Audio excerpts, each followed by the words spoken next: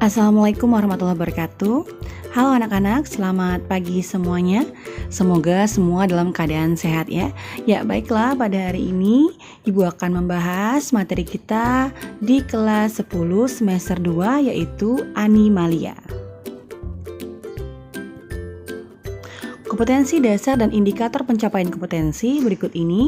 KD 3.9 menerapkan prinsip klasifikasi untuk menggolongkan hewan ke dalam filum berdasarkan bentuk tubuh, simetri tubuh, rongga tubuh, dan reproduksi. IPK pengetahuan mengidentifikasi ciri umum kingdom Animalia, menjelaskan dasar-dasar pengelompokan kingdom Animalia, mengklasifikasi ciri dan jenis kelas dari filum Porifera, mengklasifikasi ciri dan jenis kelas dari filum Solentrata. KD 4.9 menyajikan data tentang perbandingan kompleksitas pelapisan penyusun tubuh hewan, diploblastik dan triploblastik, simetri tubuh, rongga tubuh, dan reproduksi.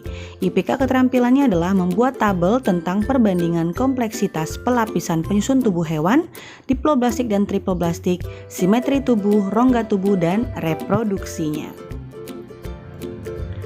Tujuan pembelajaran pada hari ini adalah melalui pembelajaran model Discovery Learning, peserta didik dapat menerapkan prinsip klasifikasi untuk menggolongkan hewan ke dalam filum berdasarkan bentuk tubuh, simetri tubuh, rongga tubuh, dan reproduksi dengan benar, serta dapat menyajikan data tentang perbandingan kompleksitas pelapisan penyusun tubuh hewan, diploblastik dan triploblastik, simetri tubuh, rongga tubuh, dan reproduksinya, sehingga peserta didik dapat membangun kesadaran akan kebesaran Tuhan yang Maha Esa, menumbuhkan perilaku teliti, tekun, jujur terhadap data dan fakta, disiplin, tanggung jawab, dan peduli dalam observasi, berperilaku berani dan santun dalam mengajukan pertanyaan dan berargumentasi.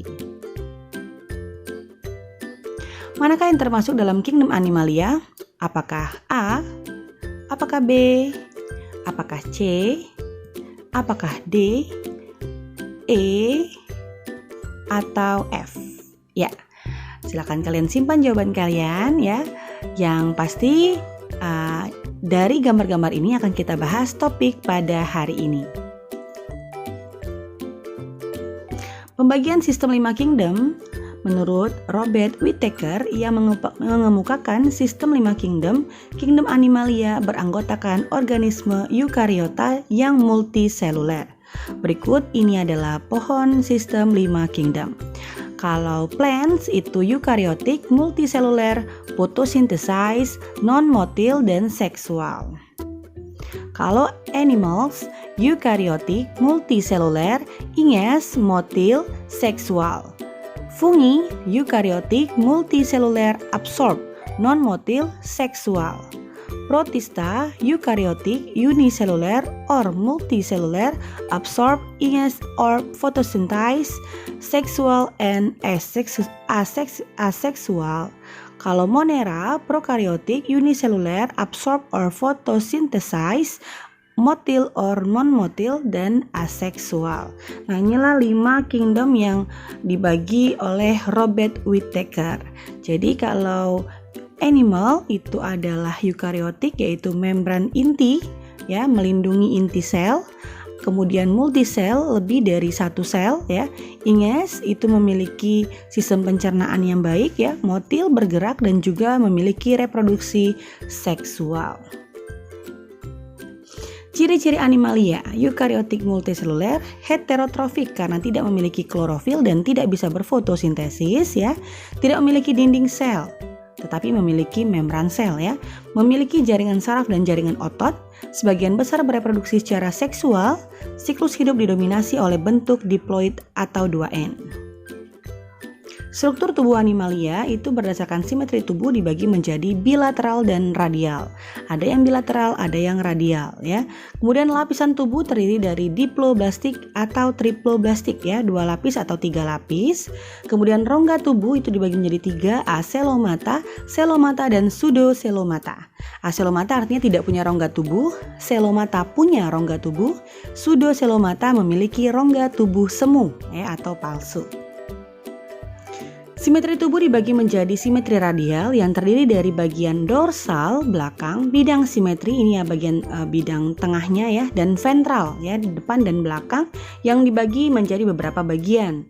Apabila simetri bilateral ini terdiri dari hanya dua bagian ya yang akan membagi tubuh menjadi anterior, posterior ya, atas anterior, belakang itu posterior atau bawah, kemudian dorsal belakang ya, ventral itu depan. Anterior atas, posterior bawah ya. Bidang simetrinya bagian dari kepala sampai ke ekor, itu simetri bilateral. Sedangkan rongga tubuh ini ada pembagiannya ya. Kalau misalnya itu ada rongga usus, A itu adalah acelomata ya. Langsung rongga usus berarti dia tidak punya rongga tubuh. Sedangkan B itu pseudocelomata, sudah memiliki cuman semu ya, selom semu, rongga tubuh palsu. Sedangkan yang C betul-betul sudah punya rongga tubuh ya, yang terdiri dari rongga usus, selom sesungguhnya ya, itu terdiri bisa dilihat dari bagian perut kita. Oke ya. Berikutnya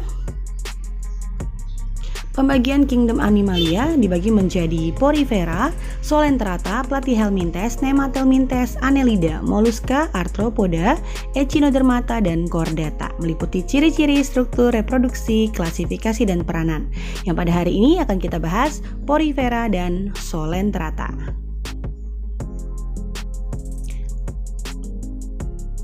Baik, ini yang pertama akan kita bahas Porifera, yaitu hewan yang berpori.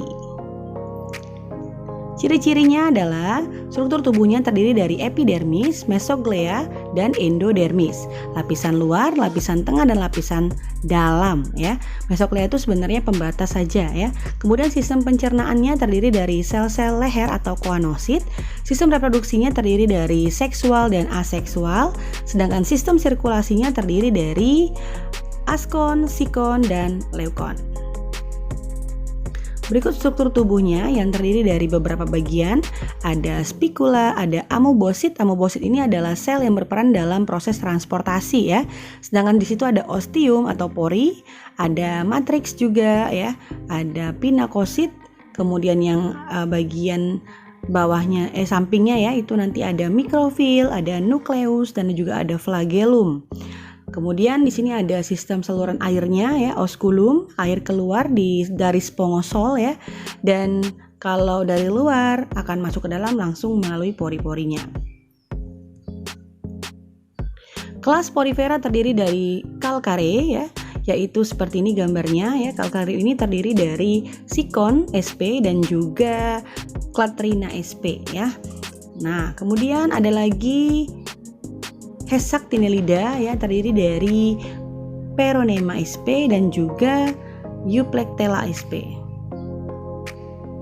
Sedangkan yang ketiga itu adalah Demospongi ya, Euspongia, dan juga ada Euspongilla sp yang bisa dimanfaatkan untuk menjadi beberapa hal ya. Kalau menguntungkan dia sebagai alat penggosok, sebagai hiasan akuarium, dan juga menghasilkan senyawa bioaktif.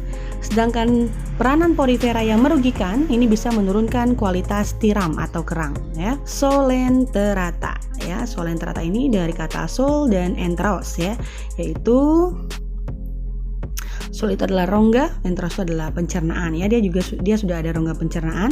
Nah, ini kita lihat dulu ciri-ciri Solentrata, yaitu yang pertama struktur tubuhnya adalah epidermis, mesoglea, dan endodermis. Sistem pencernaannya sudah ada rongga gastrovaskuler, inilah yang berperan sebagai yang pertama itu sebagai pencernaannya ya, yang kedua juga bisa berperan sebagai transportasi. Sedangkan sistem reproduksi sama seperti Porifera, dia bisa seksual dan juga aseksual yang dikenal dengan tahap metagenesis. Kemudian bentuk tubuhnya itu bisa polip, bisa medusa, bisa diam, bisa bergerak. Selanjutnya struktur tubuh dari Solentrata ini bisa polip yang akan terdiri dari mulut ya, anus. Mulut atau anusnya itu satu tempat ya. Tentakel, ada gastrovaskuler, gastrodermis, mesoglea, epidermis, dan juga tentakel. Dalam bentuk medusa bentuknya seperti itu ya. Nah, baik, kita lihat tahapan metagenesis pada Aurelia aurita. Ingat saja A. zipse.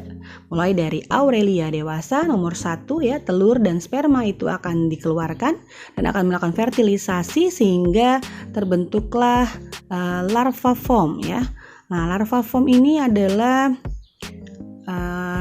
tadi kan sudah jadi zigot ya. Nah, nanti akan terbentuklah planula ya, berbentuk larva seperti itu nomor 2. Kemudian larva ini bertahan ya di bagian karang-karang seperti itu. Kemudian larvanya mature to polyp ya, berubah menjadi bentuk polip. Di sini nanti akan berubah menjadi skifistoma ya, di skifistoma dan akan jadi Aurelia kembali ya. Polyps along and buds of many young jellyfish akan menjadi Aurelia atau Evira ya. Evira ini adalah Aurelia muda yang akan menjadi Aurelia dewasa ya. Azipse, Aurelia, zigot, planula, skifistoma, Evira dan juga kembali lagi menjadi Aurelia kembali. Inilah metagenesis pada ubur-ubur. Kelas Coelenterata yang lain ya. Ini ada hydrozoa, ada juga contohnya adalah Obelia dan juga Hydra.